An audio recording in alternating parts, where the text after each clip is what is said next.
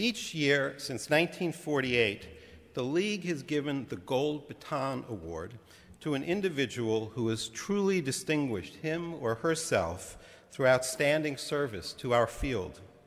This year, we are honored to present it to a dear friend, Helen DeVos.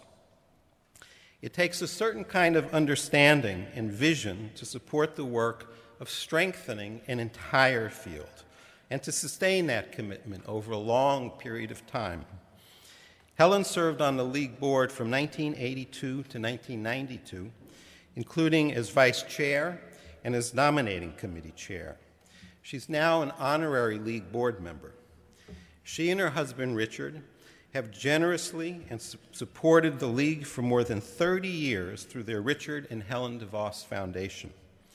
They are among the first and most generous leadership donors to the League's recently completed $25 million campaign for a new direction. Helen was also a staunch advocate for the arts nationally and played an important role in lending her support to the NEA when it was under congressional fire. As a donor, Helen understood the necessity of funding capacity building before we even had such a fancy name for it. She helped to make the League's strategic planning process possible, which led to the campaign that expanded the League's services to orchestras. And in 2009, and some of you may remember this if you were there, when many members were unable to afford to attend our conference due to the economic downturn, Helen helped create a special conference stipend fund, which helped cover delegates' travel expenses to that very important convening. Helen and Richard's work on behalf of their home orchestra, the Grand Rapids Symphony, has been nothing less than transformational. They were the founding sponsors of the DeVos Quartet, the symphony's first-time principal string players. The DeVos Performance Hall and the symphony's main classical series, both also named in recognition of their magnificent philanthropy. I understand that Helen and Richard were reluctant to have their name on the hall, but agreed to do so in order to inspire others to step forward. Helen believes deeply in the joy that an orchestra can bring, not only to individuals, but to an entire community, and particularly to its young people. She's passed this belief on to her own children. Both her son Dan and his wife Pamela have also served on the Grand Rapids board. In fact, Pamela was just elected an honorary member where she serves alongside Helen. Given that Helen is not one to seek the limelight, we are especially thrilled that she is here with us today to accept the 2012 Gold Baton Award. Helen.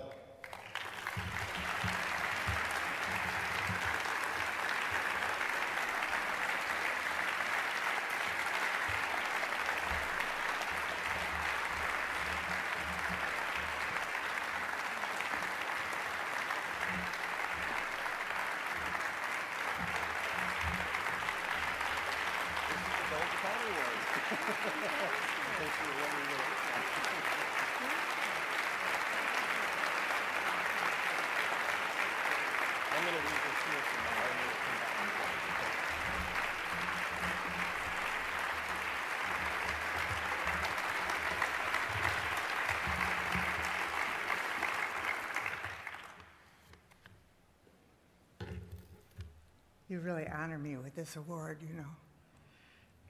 You humble me, too, because I've looked at the list of past honorees. So I do sincerely thank you for making me a recipient of the Golden Baton Award. You know, I don't remember a time in my life when music wasn't a part of it. My mother started me on the piano at 4, and my parents took me to concerts through my growing up years. There was a lot of singing in the school that I attended, and yearly pageants with some really fine classical music.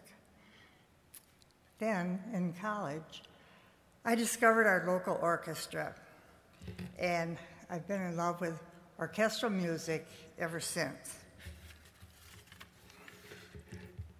When I was asked to join the board of the Grand Rapids Symphony Orchestra, I was warned that it was a working board, and that was true. So for the next 20 years, I was a member of it, and I'm still an honorary member. During that time, I came to realize more and more that the board could work hard, but unless there was funding to meet our payroll and to expand our programs, we couldn't achieve the excellence that we were always striving for. My husband, Rich, who's here, had become enthusiastic about the symphony, maybe by osmosis, but also because our then music director, Teo Alcantara, reached out in an attempt to involve him. They struck up a friendship, and when Teo had an idea for the string quartet, which he envisioned as being the first 4 members of a full-time core orchestra, he came to Rich and me. We bought the idea wholeheartedly, and we're happy to be the ones to fund it. Our financial involvement continues to this day, but has flourished most when our music director have reached out both to individuals and the community at large to make a case for the richness that music brings to enhance everyone's quality of life. And that, in turn, brought donor support, not only from the people who love music, but also from people who responded with an intellectual recognition of the importance of music, in this case, orchestral music, to the community as a whole. And when I was invited to join the board of this organization, and that was way back when we were still using that acronym, I discovered that this was another working board. The League has always been seriously devoted to the support and development of artistic qualities and excellence in orchestras nationwide by providing educational tools, leadership training, advocacy, and being a repository of data which is shared among the member orchestras. Both Rich and I soon realized that this was a whole new way of supporting our local orchestra, and that was to support the League. And it's a job that's never been an easy one for the League, particularly now, given today's culture and economic climate. But we've been pleased to lend our support over the years because we know that the League has been true to its mission, and it's been a good steward of the funds that we've entrusted to it. As long as that holds true, we'll be proud to support the work of the League. I, because I love orchestral music and want to perpetuate it, and Rich, because he knows it can enrich the heart of a community.